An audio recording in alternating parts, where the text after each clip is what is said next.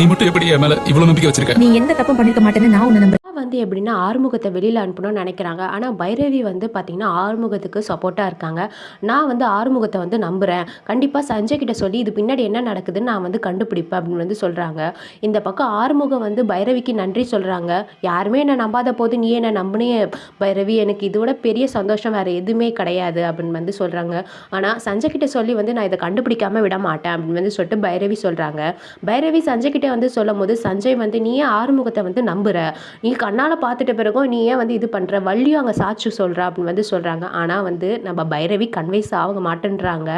சஞ்சய் வந்து இவன் ஏன் இப்படி இருக்கா அப்படின்னு வந்து சொல்லிட்டு நினைக்கிறாங்க.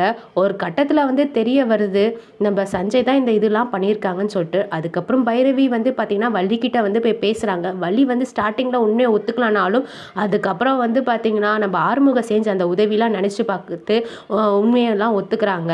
ஸோ அதுக்கப்புறம் வந்து பைரவி வந்து எப்படி வந்து சஞ்சயை வந்து எதிர்க்க போகிறாங்கன்னு சொல்லிட்டு நம்ம வெயிட் பண்ணிருந்து பார்க்கலாம். இது போல் நிறைய அப்டேட் தெரிஞ்சுக்கலாம். நம்ம சேனலை மறக்காமல் சப்ஸ்கிரைப் பண்ணிக்கோங்க.